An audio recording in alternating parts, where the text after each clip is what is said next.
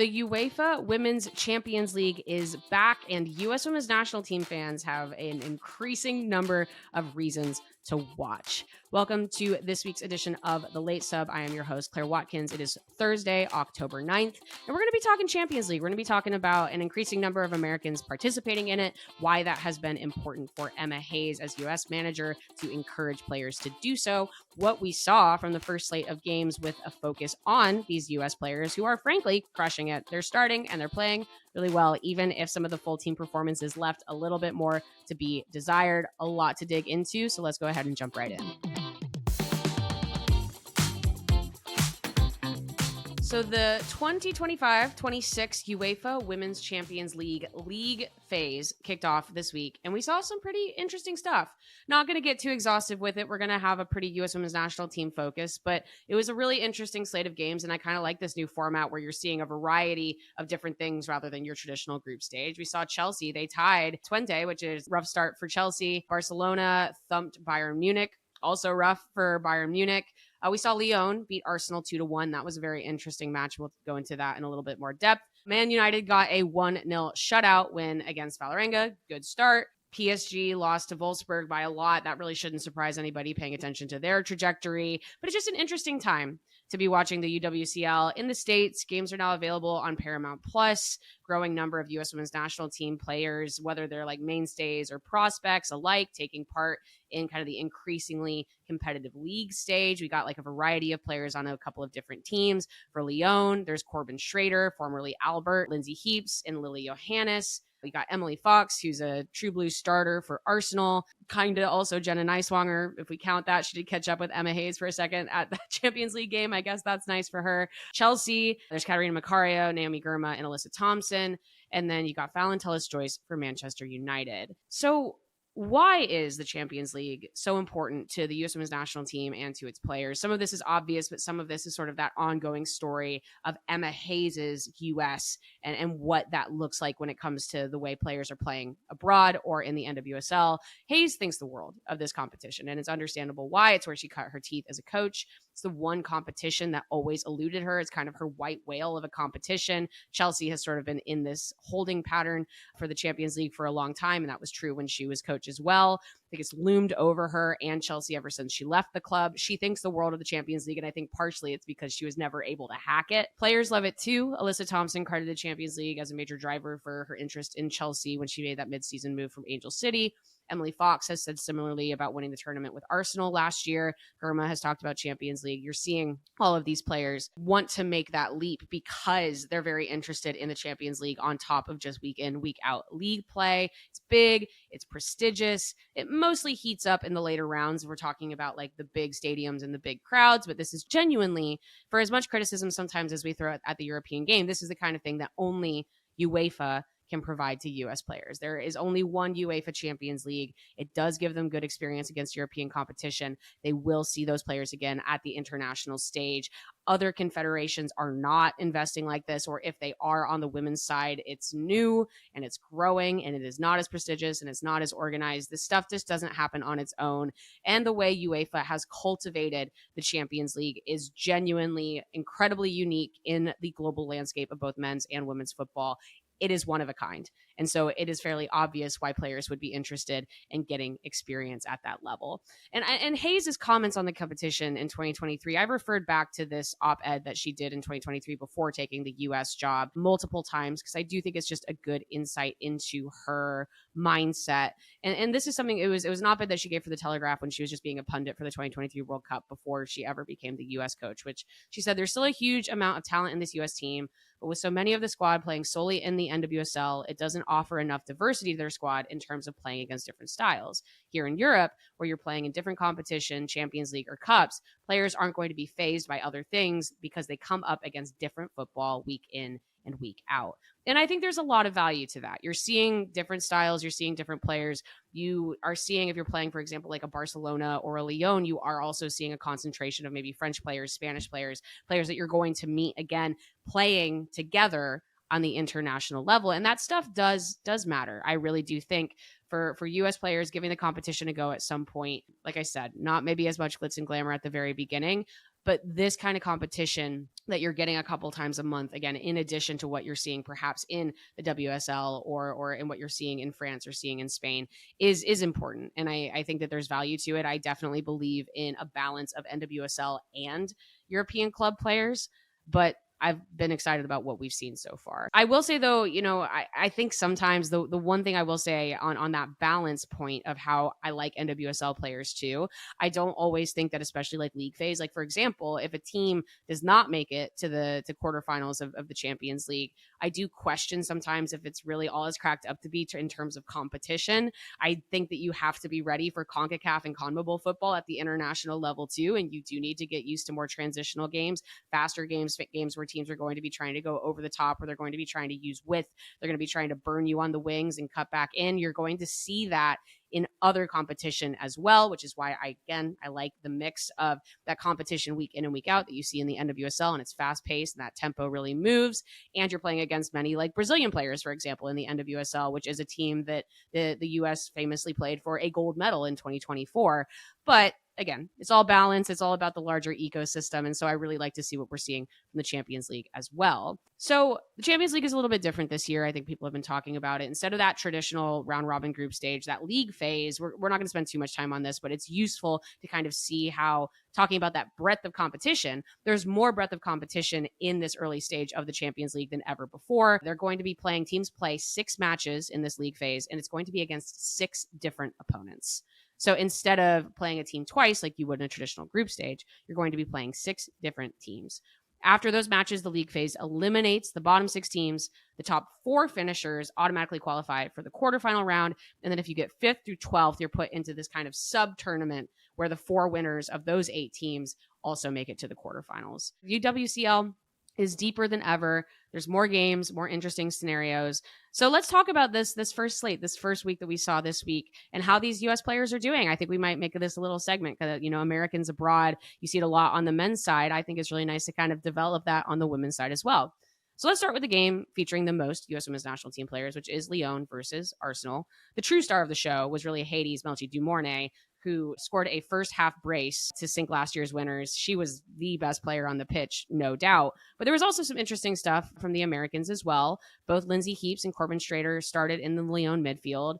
Heaps at this point is a mainstay for both club and country. I think Lyon is going to actually be presenting, if we're looking at the really nitty gritty stuff, the duality perhaps between Schrader and Johannes, who are both young midfielders that U.S. fans are very interested in, sometimes positive, sometimes negative. I think they really do present kind of 2 sides of the coin. And I do think that Emma Hayes is going to be looking at play at Lyon, and not just how they play against competition, but are they starting? How are they doing in training? What looks are they getting in these larger games, which is indicative of what you're probably seeing on the training ground. So I think Schrader getting the start here is very significant. If she keeps getting starts for Lyon in games of this magnitude, she's going to be appearing for the U.S. senior team again. She burst out the gate for Lyon a couple weeks ago with a hat trick against former club PSG. That was very impressive. I think I've said this on this podcast. I think one of the interesting things about Schrader is that she is more of an attacking midfield, I think, than she lets on, or that she gets asked to be a lot of times for the United States. I will also say, frankly, I don't think that much of PSG at the moment, but I do also think that that's an incredible start. And I think it showcases what strengths Schrader does have. And her getting this Champions League start means that this leap to Lyon is working. This is what she wanted to do, moving from PSG to a club like Lyon. She's going to get additional responsibility in big games, playing more of those big games than she ever did with PSG. And like I said, if she continues to get these starts, the start alone is significant here because there are other options. And one of those other options is a different player that is a rising star for the US. So there is some direct competition kind of even within this club for these American players, which honestly does make it worthwhile to kind of week in and week out kind of see who's being utilized how, what minutes are they getting? Are we seeing maybe Heaps and Schrader competing for minutes? Are we seeing Heaps and Johannes competing for minutes, or Schrader and Johannes? I just think that this is a really, really interesting ecosystem to see some things play out at the club level that I believe we will be visiting at the international level as well. Heaps is Heaps, sturdy, good leader, was hunting for possession. Lyon prioritized their width as much as possible in this game. For as much as we do talk about how these European style games are, possession battles with like one touch technicality, this particular match against Arsenal really wasn't so much about the middle of the pitch at all. Lyon kind of crushed the wings and moved the ball quickly to their attackers. We're kind of actually seeing this new idea a lot of the times, that rather than kind of beating your head against the wall all the time and holding on to possession and maybe getting blown up and having the ball go the other way quickly, we are seeing even these European teams be like, what if we push tempo? What if we got wide? What if we kind of beat them down by moving the ball very quickly and not worrying too much about what's happening in the middle of the pitch between the two boxes? It's like, what even are modern tactics anymore? Who knows? We embrace tradition, turn Lyon into the U.S. women's national team. But I think that it was interesting to see, again, like Schrader and Heaps get these starts.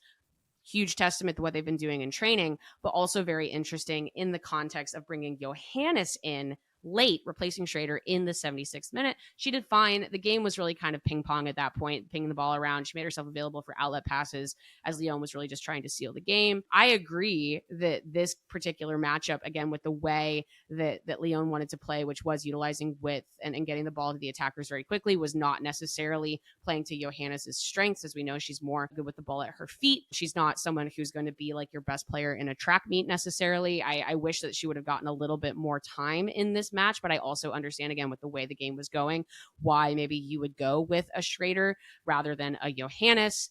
But I also, again, I just find the way that Lyon chose to play this game against top competition, because of the way that they played it and their personnel, very, very interesting. And I think U.S. fans should kind of keep an eye on this dynamic between these three U.S. midfielders in France, which, if we're talking about moving fast, being out on the wings for poor Emily Fox in this game, she did fine. I mean, I think basically the game plan was, let's make Emily Fox's life a living hell for 90 minutes. She did fine. She had Basha and Diani running at her the whole game. It was a great battle for U.S. purposes in that regard. She looked like she was on an island for a lot of the match. She was not supported by good goalkeeping. And I am just like, yeah, if you can just keep your head above water, that actually is the kind of thing that translates very well to perhaps an international match where things also aren't going super well. I think Fox does she does well under fire. I think that she keeps calm. She covers a lot of ground. She works very hard. So from an Arsenal perspective, this did not go to plan for Emily Fox, and even just sort of the team structure and the fact that their midfield was not particularly effective was a problem. But hey, if that's the kind of thing that you need and from a U.S. player, I think actually just incredible experience for her. So apologies for Arsenal on the loss, but that's good tape. And that's the kind of stuff I'm sure Emma Hayes watching in the stands was going, good. I want my outside back playing that kind of a match for her club. And if we're talking about under fire, let's talk about Chelsea. They draw their first match. Chelsea wants to win the Champions League so badly. It's the basis of their whole roster construction at this point. Everyone's like, why is Chelsea so obsessed with their depth? And it is because they want to be able to put the best possible team out there for both the league and Champions League. I think they have been over rotating, and that's been a little bit of a problem. And I think that was their problem this week in Champions League. But that's not necessarily bad news for U.S. Women's National Team fans either. Alyssa Thompson started for Chelsea in this game, and even though, again, it wasn't a particularly effective team performance, she looked like the most dangerous attacker for Chelsea for the entirety of her minutes. Manager Sonia Bonpastor did pull her in the 61st minute for reasons I can't entirely decipher, but it was genuinely a very good UWCL debut from Thompson. It's why she's at this club. It's what she does. The rest of the team's struggles aside, she's an incredible winger. She looked dangerous. I think that it was a really bright start from her despite the team's struggles. And I think, again, if you're just kind of looking at this from a U.S. perspective, that's what you want. You not only want her to be given the responsibility of starting this match and making something happen, you want her to look good while she's doing it, even if the team's entire performance left a little bit to be desired. Speaking of Thompson watch, though, they've already had her playing a little bit of outside back in the WSL, which is very funny to me. But also, again, good for her defensive work rate, versatility as a wide player. I've praised her defensive work rate from an offensive position already this season when she was still playing for Angel City. I don't want her playing outside back for the U.S. I don't think that is in the cards, but very, very good for her overall skill set. I just always think it's so funny when it's like, you got an American, put her at outside back. She can run really fast. She runs so fast. Put her at outside back. No, it's good. It's good. It's good for her to be playing a little bit of defense, but I'm always just a little bit like, just don't stick her there, please. I want her to be playing actual winger because she's very, very good at that position as well. Catarina Macario did not travel due to some Achilles inflammation, which is just kind of the whole deal with Macario in recent years. She's been fabulous for Chelsea this season so far. She's doing things on the pitch that we got used to seeing in that first year with Lyon, even back to when she was dominating for Stanford in her college years. But body management is super key for her. As people know, she's actually never gone to a major tournament with the US because of injuries, whether they're soft tissue or sort of those larger tendon or ligament injuries.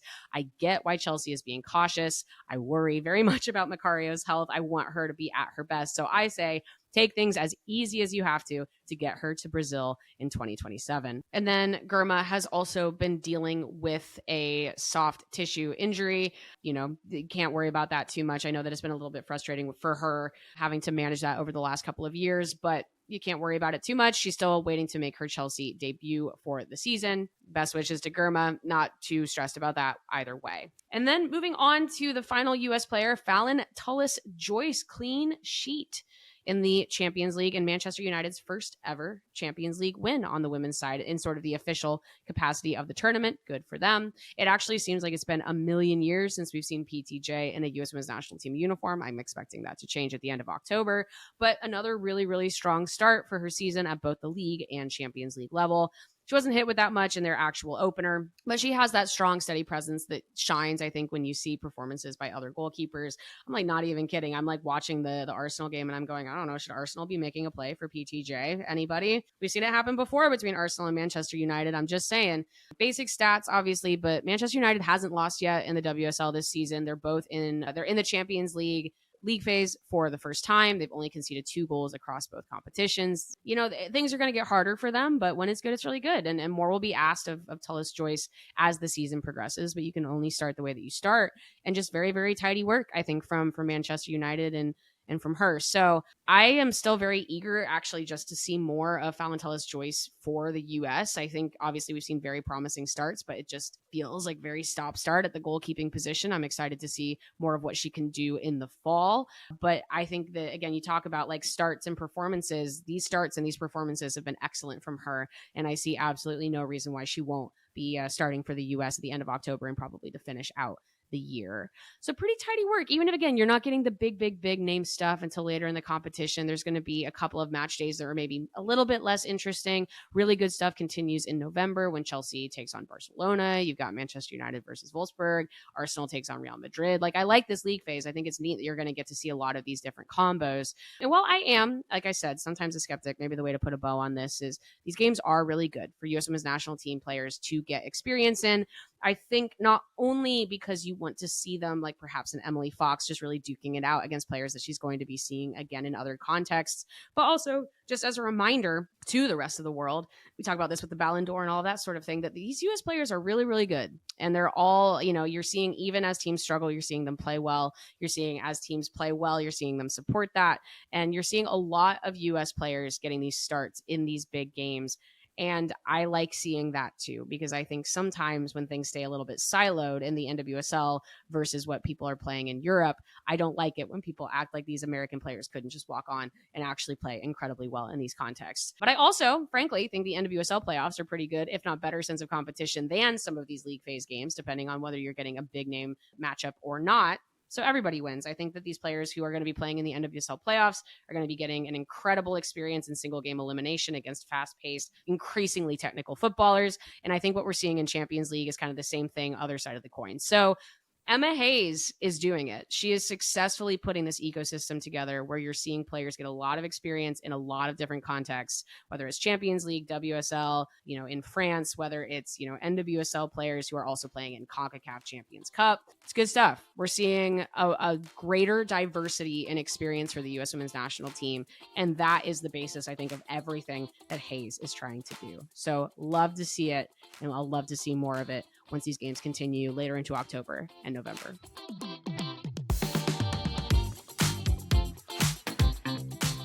The Late Sub is part of the Just Women's Sports Network. This show is written by Claire Watkins and produced and edited by Parker Fenton. To get more of your favorite women's sports content, subscribe to the Just Women's Sports newsletter and follow Just Women's Sports across all your favorite channels.